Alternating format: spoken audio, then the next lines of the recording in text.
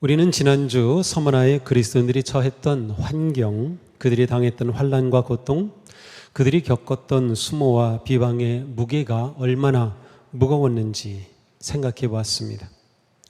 어느 것 하나 자신들에게 우호적인 것이 전혀 없었지만 온갖 환난이 우겨싸는 그런 상황에서 오직 예수께서 주님이심을 고백하는 그 믿음을 지킨 그들의 모습이 우리에겐 감동적이었습니다. 그런데 주님은 계속되는 시련 속에서도 죽도록 충성하라 라고 말씀하십니다. 박해를 당하는 신자들을 향해 나를 위해 죽을 각오를 하라 라고 하신 것 같습니다. 당시 그리스도인들은 언제 순교를 당할지 모르는 상황 속에 있었습니다. 그런데 그들에게 좀 위로가 될 내가 이거 다 막아줄게 이런 말씀이면 너무나도 좋을 텐데 오히려 주님은 죽기까지 흔들리지 마 라고 말씀하신 겁니다. 초기 기독교의 대표적 순교자로 알려진 분이 바로 이 서머나 교회의 목사님이었던 폴리캅입니다. 서머나에 가면 폴리캅 기념교회가 세워져 있고 그 건물 안에는 폴리캅의 순교 장면을 성화로 그려 놓았습니다. 이 교회는 1520년에 세워진 교회인데 그러면 종교개혁 당시, 종교개혁이 1517년에 시작이 되었으니까요. 그 당시에 세워진 그러한 교회입니다. 현재는 가톨릭 교회로 지금도 매 주일 예배를 드리고 있습니다. 사도 요한으로부터 가르침을 받은 폴리캅은 요한계시록이 기록되었을 당시에 30세쯤 되었습니다. 서머나 교회의 신실한 지도자였습니다. 터툴리안 혹은 이레니우스라고 하는 초대 교부들이 있는데요. 그들의 글에 의하면 사도 요한이 폴리캅을 서머나의 목사로 임명했다고 합니다. 그렇다면 폴리캅은 지금 우리가 읽고 있는 이 말씀, 사도 요한의 요한계시록, 그리고 오늘 서머나 교회에 주신 이 말씀을 폴리캅도 우리처럼 똑같이 읽었습니다. 특별히 서머나 교회에 주신 이 말씀이기에 폴리캅은 이 말씀을 특별한 그런 마음으로 읽었을 것이 분명합니다. 이때 폴리캅과 서머나의 성도들은 죽도록 충성하라 라고 하는 이 말씀을 받았고 정말 이 말씀처럼 목숨을 바쳐 주님을 사랑하였던 것이죠. 자, 이 폴리캅은 심한 박해 가운데 교인들이 간곡히 부탁해서 성도들의 집에 머무르고 있었어요. 그러면서 성도들을 돌보고 교회를 위해 기도하고 있었습니다. 그런데 어느 날 폴리캅이 꿈을 꿨는데 자기 베개에 불이 붙은 꿈을 꿨어요. 내 죽음이 가까이 왔구나 라고 그는 생각합니다. 정말 얼마 되지 않아서 폴리캅은 총독이 보낸 군인들에 의해서 체포됩니다. 이때 폴리캅은 자기를 잡으러 온 이 군인들에게 음식을 대접해 주고요. 그리고 물을 주었습니다. 그러면서 내가 기도할 시간을 좀 주십시오. 그렇게 1시간 동안 기도를 하였습니다. 이때 폴리캅을 잡으러 왔던 군인들은 3가지에 깜짝 놀랐습니다. 자기를 잡으러 온 군인들에게 음식을 대접한 겁니다. 그리고 그 순간에 신실하게 기도하는 모습이었습니다. 그리고 3번째로 너무나도 나이가 많은 폴리캅이었습니다. 이때 폴리캅은 86이었습니다. 그래서 이 군인들은 잠시나마 우리가 이러한 사람을 체포하는 게 맞는 거야? 라고 그렇게 생각했다는 기록이 있어요. 폴리캅이 잡혀오는 동안에 신문관이었던 장교는 폴리캅을 회유합니다. 황제를 숭배한다고 해서 나쁠 것이 없잖아요. 그러나 폴리캅은 나는 황제 숭배를 할 수 없어라고 거부합니다. 결국 폴리캅은 군중들이 모여있는 서머나의 원형 경기장 있는 총독 앞으로 끌려갑니다. 총독은 폴리캅에게 묻습니다. 목숨이 아깝지 않느냐? 황제의 이름으로 맹세해라. 그러면 내가 그대를 풀어주겠다. 그리스도를 저주해라. 그때 폴리캅은 이렇게 대답합니다. 지난 86년 동안 그분을 섬겼고 그분은 내게 잘못하신 일이 하나도 없어. 그런데 내가 어찌 나를 권하신 나의 왕을 모독할 수 있단 말이요. 그러자 총독이 다그칩니다. 내게는 사나운 맹수들이 있다. 내가 마음을 바꾸지 않으면 맹수들에게 던져버리겠다. 그러자 폴리캅은 맹수들을 부르시오 라고 대답합니다. 그러자 이 총독이 말합니다. 내가 맹수들을 얕보니 너를 불사르겠다. 그러자 폴리캅이 말하죠. 총독께서 위협하는 불은 기껏해야 1시간 동안 타고 꺼집니다. 왜 지체하십니까? 원하는 대로 하십시오. 결국 화형을 시키기 위해 쌓아놓은 장작더미 위에 기둥을 세우고 그 옆에 폴리캅이 섰습니다. 폴리캅은 자신을 묶지 말아 달라고 요청한 후에 이렇게 기도합니다. 오 전능하신 주 하나님, 사랑하는 아들 예수 그리스도의 아버지요, 저희들은 예수님을 통해 아버지를 알게 되었습니다. 오늘 이 시간 저를 그리스도의 잔에 동참하기에 합당한 자로 여기셔서 순교자들의 대열에 두시니 감사합니다. 이 기도가 끝나자 병사가 불을 붙입니다. 그런데 이상하게도 바람이 계속 심하게 불어가지고 불이 제대로 붙지 않습니다. 결국 지키던 병사가 칼로 폴리캅을 찔러 죽였고 그리고 그 죽은 시신을 불에 태웁니다. 그리고 폴리캅의 순교 장면에서는 특이하게도 칼과 불이 동시에 그려져 있는 걸 볼 수 있어요. 폴리캅은 이렇게 순교합니다.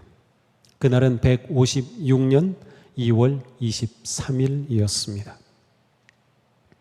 이처럼 감옥과 죽음의 환난에 직면하였지만 죽기까지 주님을 사랑한 교회가 바로 서머나 교회였습니다. 서머나 교회에게 말씀하신 주님은 지금도 우리에게 말씀하십니다. 죽도록 충성하여라. 주님은 교회를 고난으로 부르십니다. 예수님은 산상수훈에서 나를 인하여 너희를 욕하고 핍박하고 거짓으로 너희를 거스려 모든 악한 말을 할 때에는 너희에게 복이 있나니 기뻐하고 즐거워하라. 하늘에서 너희의 상이 큼이라. 바울은 옥에 갇히고 매를 맞고 배가 파손되었고 돌에 맞았지만 이렇게 말씀했어요. 그리스도 예수 안에서 경건하게 살려가는 사람은 모두 박해를 받을 것입니다. 고난은 참된 교회의 증거입니다. 고난은 참된 성도의 증거입니다. 주님께 충성하는 믿음의 사람은 고난을 보는 생각이 다릅니다. 주님을 사랑하고 순종하는 신실한 성도는 고난이 다가오는 것을 이상하게 여기지 않습니다. 오히려 고난을 당연하게 여기며 두려워하지 않습니다. 고난을 통해 더욱 주님을 의지하고 바라봅니다. 고난은 우리의 믿음을 더욱 단단하게 다지며 정금 같은 믿음의 성도로 세웁니다. 성도는 고난과 위기와 역경 중에 믿음이 더 깊어지고 견고해지고 성숙합니다. 교회는 박해 중에 더욱 뻗어가고 깊어갑니다. 그러나 이것은 우리의 믿음의 결단에 달려 있어요. 이 당시에도 주님을 배반하고 배교한 자들이 많이 있었습니다. 고난이 올 때 어떤 사람은 아니 내가 예수님을 믿는데 고난이 와? 내 예수님 믿는데 내가 왜 이렇게 안 돼? 내가 예수님 믿는데 내가 왜 이렇게 어려워? 라고 말하며 믿음을 저버립니다. 반면에 어떤 사람은 고난이 와도 고난이 왔지만 내가 예수님을 더욱 의지해야지. 고난이 왔지만 내가 주님의 힘을 의지해야지, 주님의 보호를 구해야지, 주님과 함께 해야지 라고 오히려 믿음이 더 깊어집니다. 우리는 고난을 통해 살아있는 믿음을 증언하며 더욱더 주님께 충성하는 성도입니까?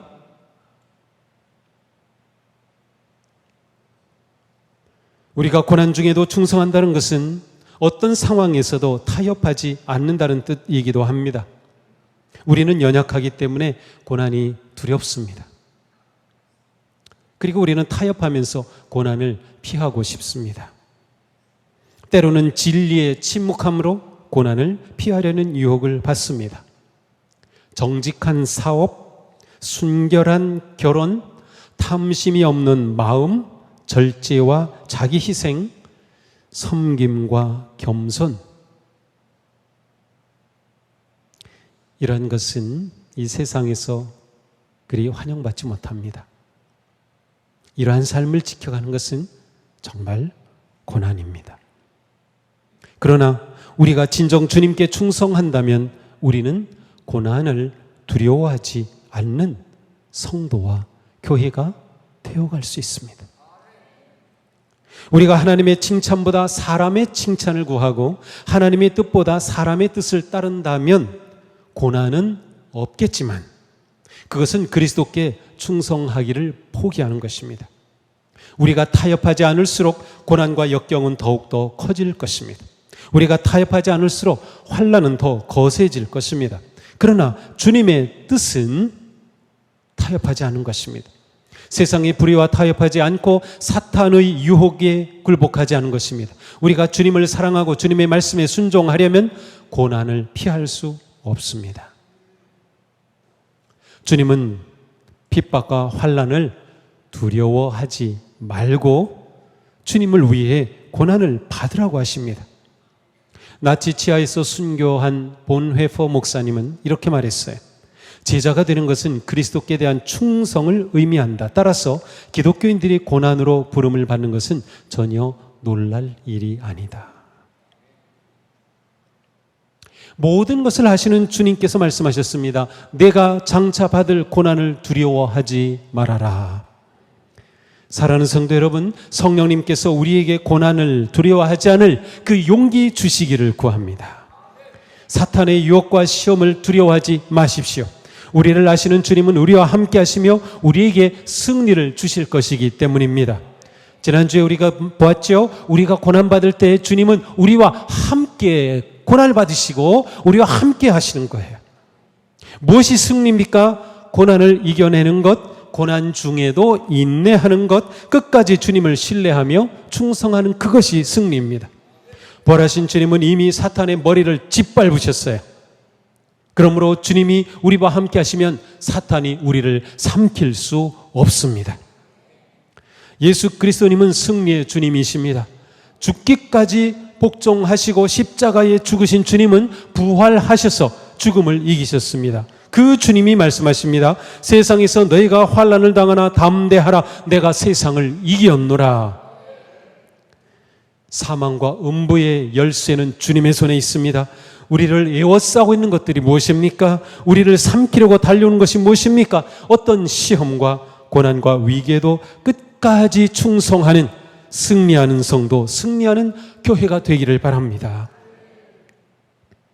환난의 무게가 짓누르지만 끝까지 믿음을 지키며 충성하고 인내하는 서머나 교회에 부활의 주님은 약속하십니다.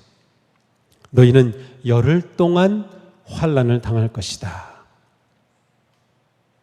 열흘 동안 환난을 당한다. 이것은 짧은 기간을 말합니다. 10년, 100년, 1000년이 아니라 열흘입니다. 환난이 영원하지 않다는 뜻입니다. 환난의 끝이 있다는 뜻이에요. 이게 굉장히 중요합니다. 요한계시록을 쭉 읽으면 그 때가 있어요. 주님의 다시 오시는 재림의 때, 심판의 때, 환난이 끝나는 때가 있어요. 이걸 말하는 거예요. 죽도록 충성하여라. 그리하면 내가 생명의 면류관을 너에게 주겠다.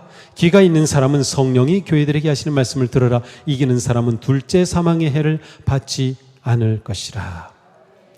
그러므로 이 환난을 끝까지 견디고 충성하면 생명의 면류관을 주시겠다는 약속입니다. 면류관은 이 서머나 사람들에게 굉장히 가장 중요한 상징이었습니다. 왜냐하면 서머나라고 하는 도시를 상징하는 것이 바로 이 왕관이었기 때문입니다. 서머나는 당시에 이오나는 그 큰 지역을 이오나 지역의 면류관이라고 불렸습니다. 저것은 서머나에서 만들어진 그러한 동전입니다. 서머나 파구스 언덕의 성체를 상징하는 면류관이 저렇게 주저되었어요. 그러니까 서머나에서 만들어진 동전의 특징입니다. 면류관이 있는 것이죠. 그러므로 서머나 사람들은 저 면류관을 너무나도 추구했어요. 그것은 뭐예요? 황제의 영광, 황제의 권력, 승리, 대축제 이런 것들이에요. 자, 이러한 사회 속에서 이방신과 황제를 섬기던 사회 속에서 그리스도인들은 환난을 당하였어요. 따라서 그리스도인들은 세상이 주는 기쁨의 면류관은 받지 못했습니다. 그러나 주님은 이 세상의 면류관과는 비교도 되지 않는 생명의 면류관을 주시겠다는 겁니다. 죽도록 충성하는 성도들에게는 최후의 승리가 기다리고 있다는 뜻입니다. 영원한 생명이 준비되어 있습니다. 생명의 왕관을 받는다는 것은 생명을 왕관으로 받는다는 뜻이기도 합니다. 생명을 왕관으로 받아요. 또한 주님은 둘째 사망의 해를 받지 않을 것이다 라고 하셨어요. 이 둘째 사망에 관해서는 요한계시록 20장 14절에서 사망과 지옥이 불바다에 던져졌습니다. 이 불바다가 둘째 사망입니다 라고 해석해 주셨어요. 그러므로 최후의 심판 때 영원한 불모세의 형벌에 던져진 상태가 둘째 사망입니다. 그러므로 부활의 주님은 충성하는 자에게는 지옥불의 심판이 이르지 아니할 것이다. 둘째 사망에 던져지지 않는다고 약속해 주신 것이죠. 우리는 에베소 교회를 통해서 참된 교회는 섬김과 인내로 진리를 지켜내면서 처음 사랑을 회복한 교회인 것을 보았습니다. 참된 교회는 진리와 사랑이 함께 있는 교회예요.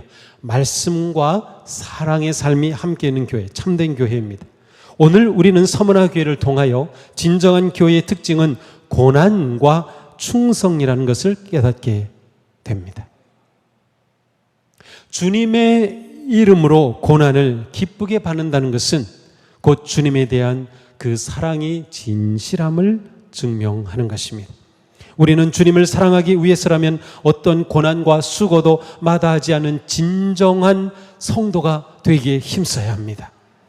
사랑하는 주님을 위해서라면 어떠한 고난과 수고도 마다하지 않는 우리 교회가 되어야 합니다. 예수님을 위해서 고난을 받으며 충성한 서머나의 성도들은 베드로와 요한이 그러했듯이 예수의 이름 때문에 모욕당하는 것을 기뻐하는, 그것을 마치 자격을 얻은 것처럼 기뻐하는 그러한 교회였습니다. 또한 사도 바울처럼 나에게는 사는 것이 그리스도이시니 죽는 것도 유익합니다 라는 그 고백의 삶을 살았던 것이죠. 충성된 성도에게는 생명의 면류관이 기다리고 있습니다. 자, 우리는 충성하면 이것을 어떤 행동으로 이해하려고 하는데 사실 충성이라고 하는 단어는 행동보다 존재적인 그런 의미가 더 중요합니다. 자, 서머나 교회가 부닥친 상황에서 죽도록 충성해라, 이 말은 너희가 정말 열심을 다해 사역해라, 정말 뼈가 빠지도록 사역해라, 그런 뜻 아니고요. 너희가 지금 고난과 박해를 받는 상황 가운데 있지. 그러나 그 상황 속에서도 네가 죽는 순간까지 변함없이 그리스도께 신실한 존재가 되라, 그런 뜻이에요. 죽는 순간까지 끝까지 주님을 사랑하는 신실한 존재가 되라. 믿음을 배반하지 말라, 떠나지 말라. 바로 이러한 의미가 더 중요합니다. 이게 바로 충성이란 뜻이에요. 이게 죽도록 충성한다는 의미입니다. 예수님은 내 그리스도이시며 주님이라고 고백하는 그 믿음의 삶 끝까지 지켜내라는 것이죠. 진리의 말씀에 순종하며 예수 그리스도에 대한 증언과 고백의 삶에서 타협하지 않고 나가는 성도들에게 주시는 놀라운 상급, 바로 그것이 생명의 면류관입니다. 이 상급은 믿음의 결승점에서, 믿음의 그 달려가는 길의 결승점에서 만왕의 왕이신 주님께서 우리에게 씌워주실 영광스러운 면류관입니다. 성도의 고난과 시련과 시험은 동굴이 아닙니다. 터널입니다. 터널은 아무리 길어도 수십 킬로가 가도 끝이 있습니다. 그리스도 안에서 성도의 고난인 끝이 있는 것입니다. 그 끝에서 우리는 생명의 면류관을 머리에 쓰게 될 것입니다. 주님을 사랑하며 믿음으로 순종하기를 원하는 성도 여러분, 때로 우리는 고난과 궁핍과 모함과 상처와 수치와 역경이 오더라도 두려워하지 마십시오. 믿음의 길을 담대히 걸으십시오. 사랑의 삶을 포기하지 마십시오. 증인의 삶을 멈추지 마십시오. 우리 모두 주님께서 자신에게 생명의 면류관을 씌워주실 그 순간을 바라보며 믿음의 길을 걸어가시기를 축복합니다. 달려갈 길을 끝까지 완주하시기를 축복합니다. 우리는 성공이 아니라 승리를 향해 나아갑니다. 위대한 승리의 주님을 바라보며 힘을 내어 믿음으로 걸어갑시다. 죽도록 충성하라. 그리하면 내가 생명의 면류관을 너에게 주겠다. 주님의 이 언약의 말씀이 바로 우리에게 이루어지는 그런 복된 성도, 복된 교회가 되기를 주님의 이름으로 축복합니다. 주 예수보다 더 귀한 것은 없네. 이 세상 부귀와 바꿀 수 없네. 영주 대신 돌아가신 그 놀라운 사랑 잊지 못해. 세상 즐거움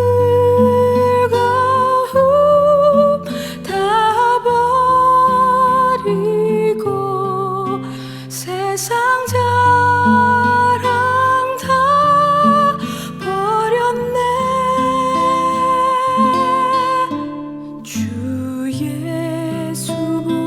더 귀한 것은 없네. 예수밖에는 없네. 주 예수보다 더 귀한 것은 없네. 이 세상 행복과 수 없네. 유혹과 핍박이 몰려와도 주 섬기는 내 맘 변치 못해. 세상 즐거움 다 버리고 세상 사랑 다 버렸네. 주